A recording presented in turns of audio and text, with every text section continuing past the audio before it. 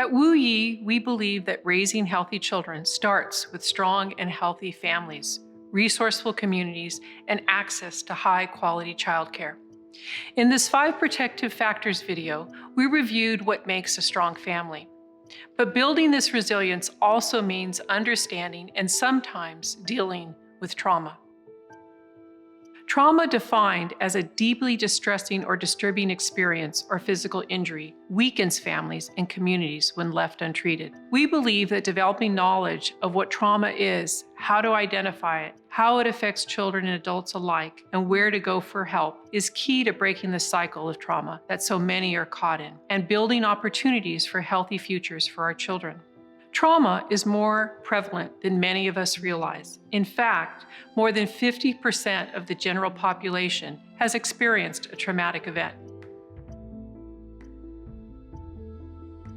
There are 2 types of trauma: individual trauma and community trauma. Individual trauma happens to one person, though, as you'll see, the ripple effects of one person's trauma can affect many others down the line.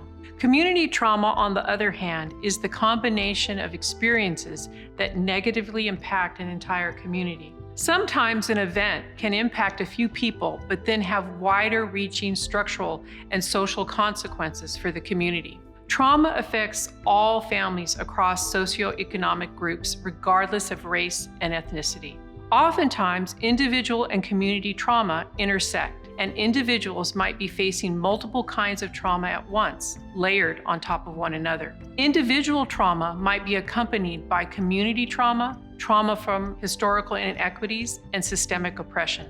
This happens when a person is dealing with not only specific traumatic events, but more general trauma that comes with poverty, violence, racism, marginalized communities, gender inequality, and hate crimes. The pandemic is a good example of this, where various kinds of trauma largely affected low-income and diverse neighborhoods. Individual trauma is characterized by shame or personal blame, secrecy, power imbalances, a sense of hopelessness, and a sense of isolation, and a sense of irretrievable loss. One example of individual trauma is child abuse. While it's important to understand and deal with the various traumas facing adults and communities, we want to specifically address childhood trauma, as childhood trauma is at the root of issues that persist for lifetimes or even generations. Another term for childhood trauma is ACEs, adverse childhood experiences. This can include things like abuse, neglect, and family dysfunction. Abuse can be physical, emotional, or sexual. Neglect is another form of trauma. Neglect can be physical or emotional. Severe parental neglect can be just as damaging as physical abuse. In fact, young children suffering from prolonged neglect experience more serious damage than physical abuse. Severely neglected children can face cognitive delays, attention problems, language deficits, and have more challenges in school and problems with peer interactions and relationships. Another type of trauma kids face is family dysfunction. That can come from dealing with challenging issues in a household, such as mental illness, incarcerated relatives, domestic abuse, substance abuse, and divorce.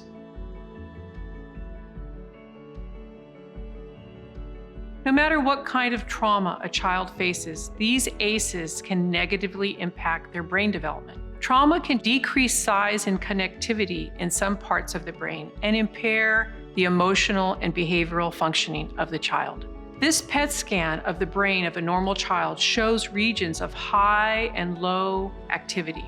At birth, only the primitive structures such as the brainstem are fully functional. In regions like the temporal lobes, early childhood experiences wire the circuits. This PET scan shows the brain of a Romanian orphan who was institutionalized shortly after birth and shows the effects of extreme deprivation in infancy. The temporal lobes, which regulate emotions and receive input from the senses, are barely functioning.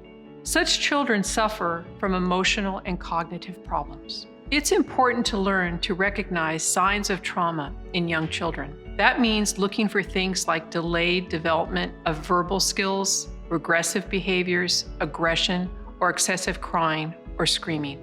Children and adolescents who experience developmental trauma or traumatic experience often have a delay in their normal brain development process.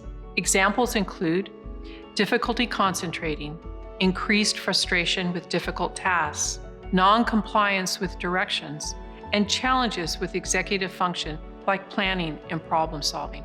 Another learning-related effect of trauma is the inability to process relationships and emotions. That means students may have difficulty forming and maintaining relationships, reading social cues, and trusting others. Traumatized children also may suffer from the inability to predict and make inferences. Lastly, a common effect of trauma on children is a wariness of the future. Now that we've explained how trauma impacts individuals and their communities, it's important to understand how it also impacts future generations. Caregivers with untreated trauma can pass the trauma to children, perpetuating a cycle of trauma and impacting future generations. This parent-child shared trauma impacts the ability to parent, and the children may later blame parents or caregivers for not preventing stress and trauma. People whose caregivers suffer from untreated trauma are more prone to PTSD, struggle to repair conflicts, struggle with relationships, unintentionally bringing out negative behaviors in others, can be emotionally detached, and can be more prone to disassociate. And this cycle can start before a baby is even born. Trauma leads to a mother releasing cortisol, which is absorbed by a baby through the placenta. This can impact the stress response systems and the nervous system of the unborn baby. After birth, untreated caregiver trauma can affect children when caregivers struggle to regulate emotions, when it strains attachments and relationships with children, and impacts a child's sense of self and ability to understand how their behavior can influence others' behavior.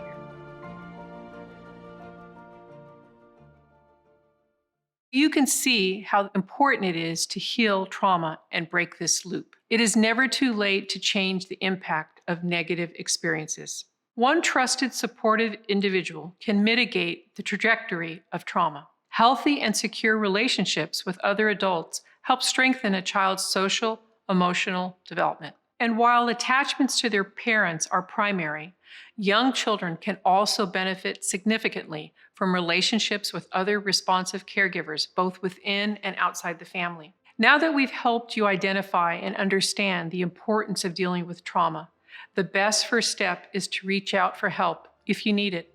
That means contacting your local FRC who have child development specialists and teachers who are here to help. You can find more resources here.